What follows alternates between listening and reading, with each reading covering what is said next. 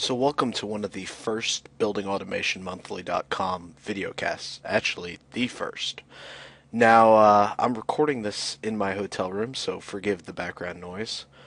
But I thought, based off of a lot of questions I've been getting around BACnet lately, that I would just take some time, go through some things that people don't seem to be aware of. I believe we'll start in a specification. We'll kind of move through the specification, kind of highlighting some key points. Then I'll show you some resources you can go to understand exactly what you're reading.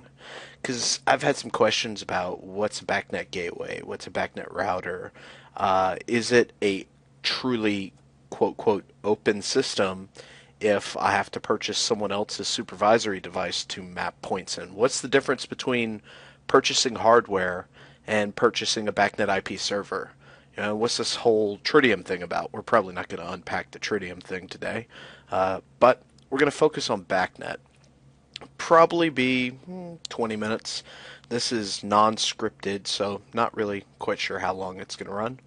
I guess until I get done with things I can talk about. So we're looking at a specification. I just went on to Google and Googled BACnet specification. This is the first one that popped up.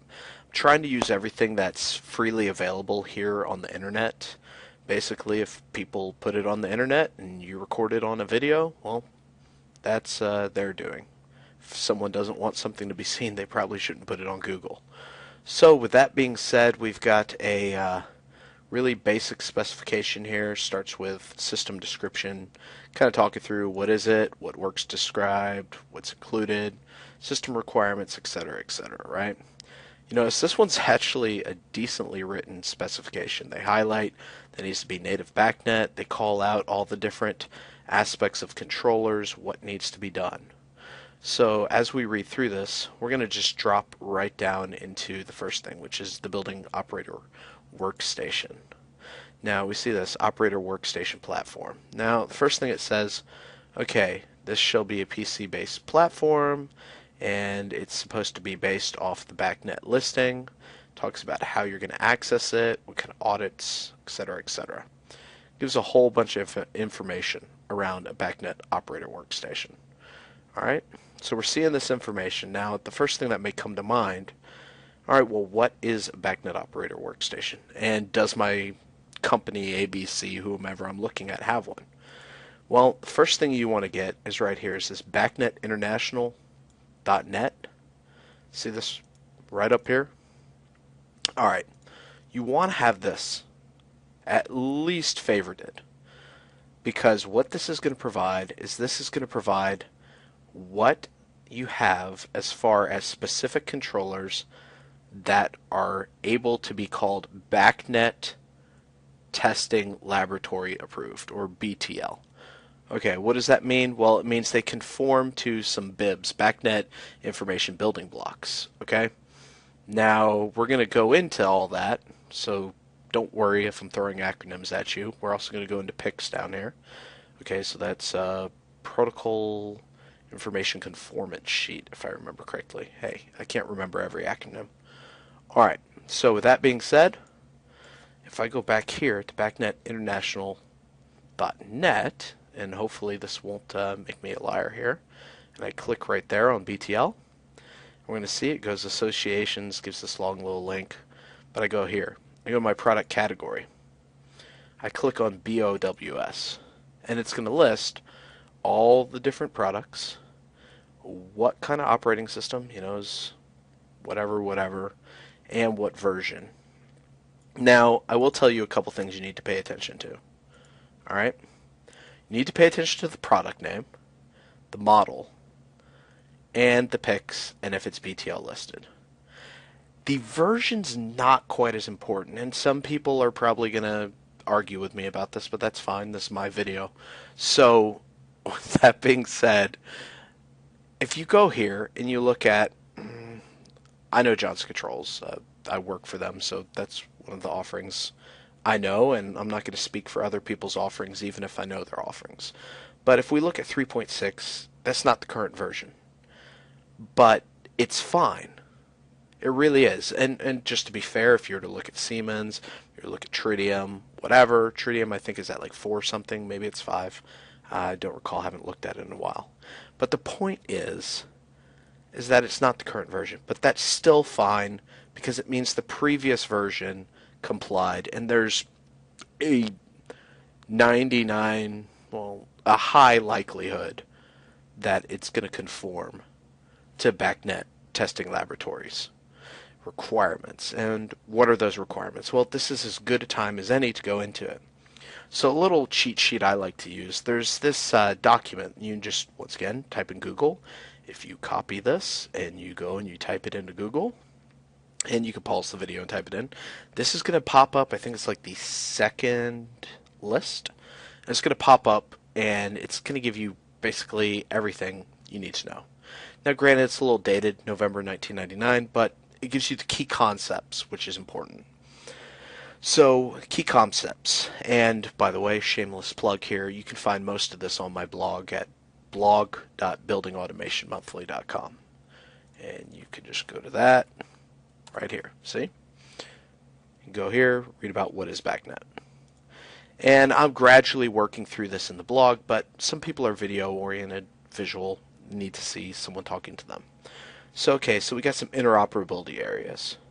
So this is the BACnet interoperability building blocks. That's BIBs, by the way.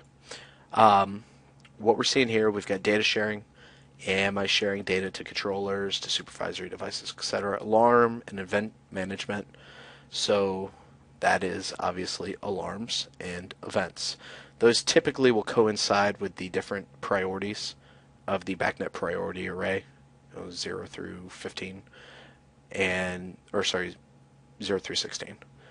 And 16 is typically the least important, with the numbers going down becoming more important. 8 is typically operator override. Now, those can change, but alarm and event management, you manage that through right here. Scheduling, well, I don't think I need to explain what scheduling or trending is. And device network management. So are you doing SNMP trapping, simple network management protocol trapping? Are you doing version 3? Can you do version 1? Can you IP into this? Can you do RDP, remote desktop protocol? All these different things. BACnet objects. Now, if you've read through my blog, you would know that there's several different types of objects. I believe 30 last I counted. You'll notice in a lot of videos, I will throw out numbers. Anything that I can find with Google, I'm probably not going to memorize, because there's no point trying to stuff it into my head if a 2-second Google search can find the answer for me. So if I'm off by 2 numbers, well, hey, it's a free video, so have at it. Alright, so analog, binary, calendars, loops, these are just some of the objects. Then it goes through the services. Okay, what are your services? Obviously, services are going to be things that are... How is the best way to explain a service?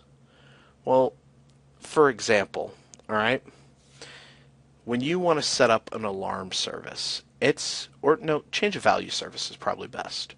When you set up a change of value service, you can set up a subscription. That service is going to run. When that value hits a certain threshold, it then updates, it sends itself up to the change of value server, and that service is running in the background. That whole operation is called a service.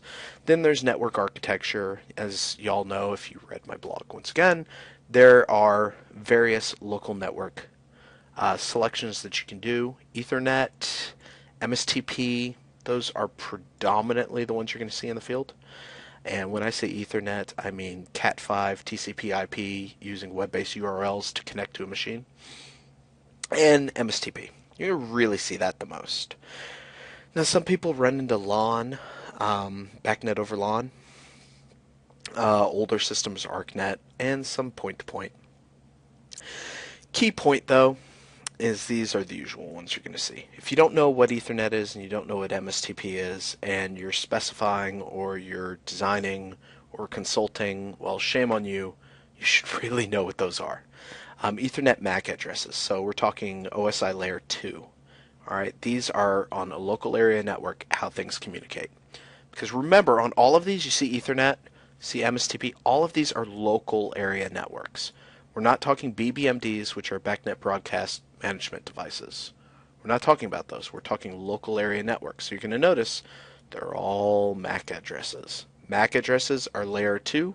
Layer 2 is local area network, and it's typically in the same subnet. When we get outside of a subnet, we start needing IP addresses. And hey, look at this. Tunneling routers and BACnet IP. So BACnet IP you'll typically see at the supervisory device. Be very careful when someone comes up to you and says, well, my system's BACnet, it's open, da da da. Well, does your device talk BACnet IP out the top? Well, no, you got to buy a plugin for that, or well, you got to buy our BACnet IP server, or whatever. If it doesn't talk native BACnet IP out the top, then it's going to be much more difficult to integrate with. Okay, so we went through a little bit of that. All right, so right here, Protocol Implementation Conformance Sheets, PICs. This is going to tell you what each individual controller can do. So for an example, if I were to go to this Honeywell EBI, all right, and I click PICs, PICs is going to tell me all the things that this can do. It's going to say, okay, what objects are supported. All right, it is a BACnet operator workstation. It shares the following bibs, right? And bibs, what are bibs again? BACnet interoperability blocks. Now, what does a bib do? Well, they're all right here. That's why I really like this document. It really breaks it out. It gets into a little coding, kind of talking about how it's actually coded. Because basically think about it this way. If you've ever used one of those free website builders, right? You guys can see my glorious art skills here. Okay, if you ever build a website and it comes like this, and you have all these little blocks you can drop on. Okay, I want a header block that says, hey, this is Phil's website. And then maybe I want a sidebar block. And I want a block that's going to rotate pictures. And here I want a block that's going to post up latest articles. All these different things are blocks. They're little blocks that you can drop in, and they do certain things. Well, standardized building blocks right here, the same thing. You do read properties, write properties, COV, change of value, etc. Event acknowledgement. You're going to notice, and this is why it's really important, first off, to go with BTL listed devices. Okay? Because what BTL listing is going to do, okay, if we go down here to page 56, may have passed it, yeah. Go down here to page 56. And I look at BACnet Operator Workstation, it tells me, all right, for data sharing, this is what it needs to do. For alarm management, for scheduling, this is what it's expected to do. All right, and it's going to keep telling me what all these different things are expected to do. And here's the moneymaker right here. Profiles of standard BACnet devices. So for a building operator workstation, it should have the following 4 bibs. These 4 bibs, right? Read property, AB. Read property something M. I'll figure out what that stands for. Write property. Okay, M stands for multiple, I think, if I remember correctly. Don't quote me on this. Yes, multiple. Okay. So you see, you do this a couple times and you start to memorize it. Alright, so conditional would be like a series set. Multiple would be multiple values. Property would just be by itself. So it's supposed to do these things. So if we go back down here again, I know I'm scrolling pretty fast, but that's okay. It's going to tell me that my operator workstation should be able to share and read this data and write data. Okay? Now you notice that an operator workstation doesn't do change of value. Building controller does. It's the only thing on this list. Now, granted, this list has changed a little bit, but that's okay. Alarm management, negating, acknowledging, summarization, exactly. Scheduling, alright, trending. Okay, we're seeing a theme here, kind of pretty easy to read the acronym, but the key thing is the bib is in the profile, and the profile is determined by BTL Compliance. And under the BTL Compliance sheet is a protocol implementation sheet, conformance sheet.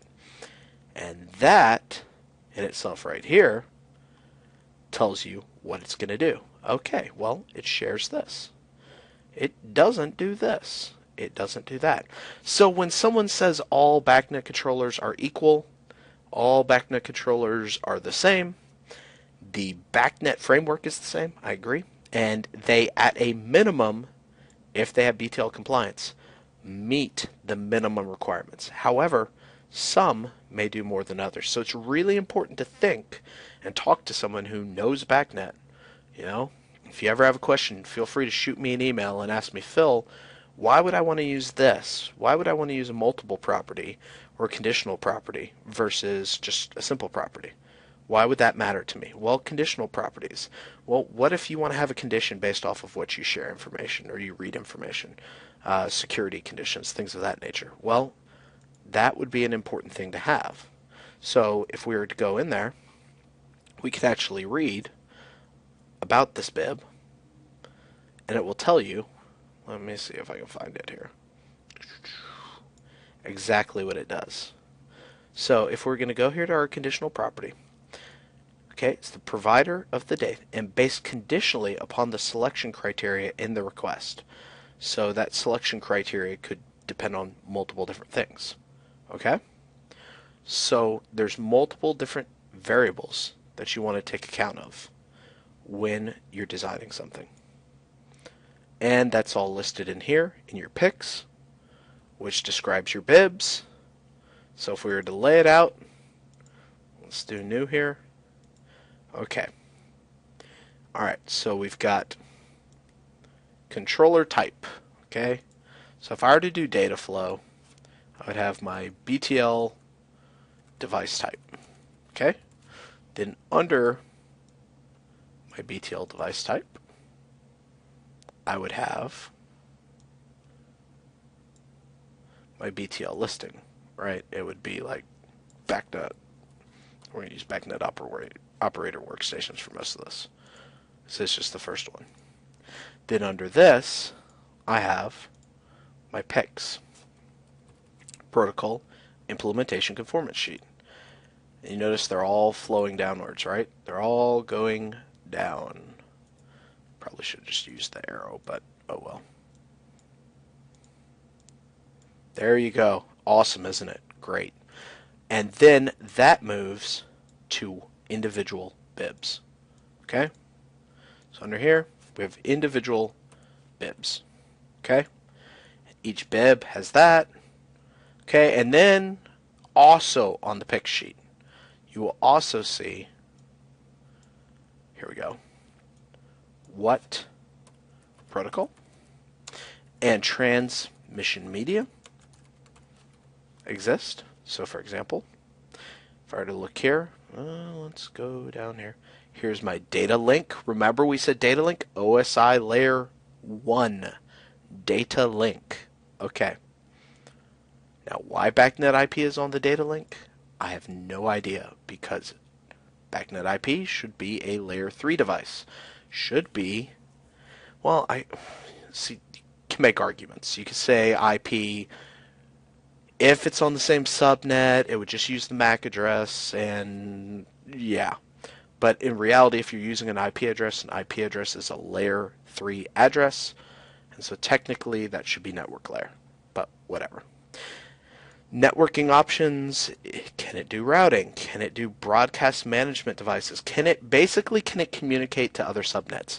Can it say, hey, Mr. Device that only speaks layer 2, that only speaks MAC addresses, here's a list of the other BACnet IP addresses, and here's how you can reach them. So if you need to get to this device, I'm going to be your router, essentially. Now, a lot of people get this confused. They tend to think that a BACnet router is a separate device, when in actuality, typically the BACnet router exists in the BBC, in the BACnet building controller. Typically, your BBMD will exist in your largest BBC, BACnet building controller. So you got your BACnet building controller, and then that has your BACnet broadcast management device. You typically only want one of those. Sometimes you have a secondary or a tertiary, depending on if you're doing n plus n plus 1 or n plus 1. Just depends. Okay, character sets. This tells you what character sets can it support. Typically, ANSI is all you need. Okay, now look, if it were a communications gateway, it would say what other networks that the gateway supports. Well, That's not here on one. I'll show you that in a second, though. You'll see this. And data link options, all the different objects. So we go over here to our drawing again, and we're going to see that it supports objects. We're going to add objects here. Okay? So this is all information you're going to find right in your pick sheet. Okay? And to recap, see the specification.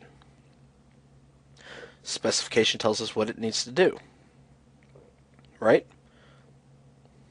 Now it says it can be a BOWS or AWS. Okay. So we go back here. We go here to our product catalog. You say AWS or OWS. Alright, so you may ask yourself, what is the difference? Alright, so we go here, OWS. Now you notice AWS is not on the sheet because that's something that came out afterwards. Okay? So if you need to know what an AWS supports and the difference between a OWS, well, the best thing to do is to get the latest ASHRAE 135 specification, and that talks through all of them. If you're cheap and don't want to do that, well, then you can use Google, and eventually you'll find the answer. Okay, so you go here, you see that, see what, and the other way to do it is just compare, all right, what is this versus this? What is the difference in picks? Okay, so let's go here. I'm going to look at a Johnson Controls building controller right here, and I'm going to look at a pick sheet, and this is probably going to make a liar out of me, but maybe not. It should tell me that it also supports, yep, see, it did not make a liar out of me, good. It also supports LawnWorks and N2Bus. And I have a feeling if we were to go to an Apogee one, we would see that it would say it supports P-Bus. So let's go here. Let's go to Siemens. Alright, PXs are their latest controllers, replacing the MBCs in most cases. So if we were to go down here, it should say, it doesn't say it. I don't know why it doesn't say it, but it should say that it supports P-Bus, because it does support P-Bus. And let's look at one more real quick. Let's look at a Tritium Jace. Okay, and let's look at a pick sheet. And while I do this, it's actually kind of interesting. I'm going to teach you guys a little trick that most people don't know. A lot of these engines, I don't want to say all of them, but a lot of them from the big companies are all Jaces.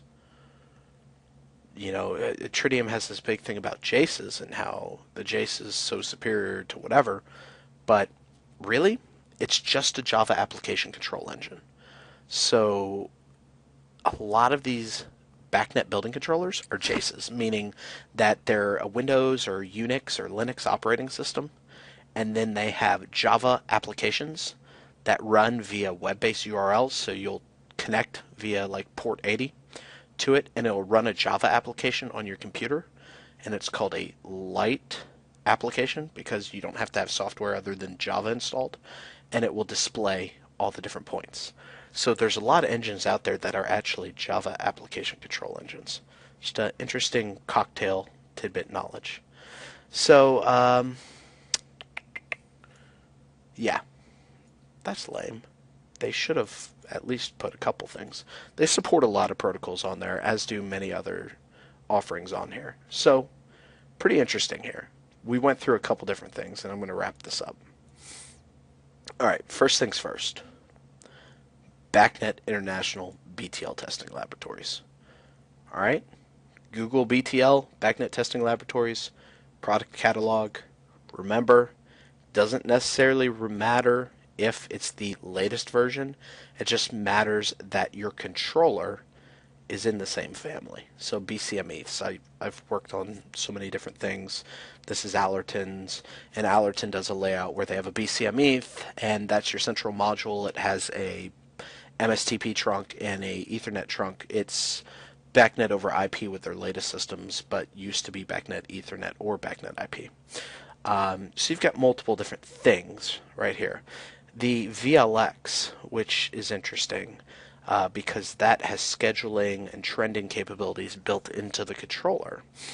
But as of last time I remembered, it still had to feed back to an MSTP, to a BCM ETH. That may have changed. I haven't worked with Allerton for several years, but that's how it was when I did work with them. Okay, so we went through this. Talked about the GSA guide. Here's the link. I think this is a pretty nice guide. Yeah, it's not the latest. Yeah, there's a more current version of it. And I highly recommend you go and purchase the ASHRAE standard. I mean, if you're specifying controls, BACnet and LAN are where they're at. Those are the big things, whether you're Tritium, whether you're Viacom, Siemens, anybody, you want to know LAN and BACnet. Some people will argue you want to know Modbus, OPC, but those are more specialty cases. Okay, you want to know those two things. Those are typically the typical protocols out there. So, with that being said, there's also, this is the document I referenced right here. And then as always, on my blog, and I'm going to post this video on my blog, actually on my YouTube, and you can go read through these different articles, and you'll be able to see I'm adding a couple more of the BACnet articles, and I'm going to post this. So I really appreciate your time today. Thank you for viewing. I hope you've learned a lot around BACnet that you may have not understood before, that may have been kind of, I wonder what that really means. Feel free to send me questions. I really like it when people send me questions on my LinkedIn group at Building Automation Monthly, is the LinkedIn group, because what that allows me to do is that allows me to respond and everyone else gets to learn. I do this in my own spare time because I like to help people learn. I like to help people understand and really ensure that they're getting the greatest value from what they're trying to do with their building automation systems. I hate to see people locked into a single system or a single protocol that doesn't work for their building, for what they're trying to do, because they don't understand and they're just taking some consultant's word for it that this is the way to go. Everything has its strengths and weaknesses. So just be sure that you learn and you understand. All right, well, thank you, and y'all have a great rest of your night. Thank you very much.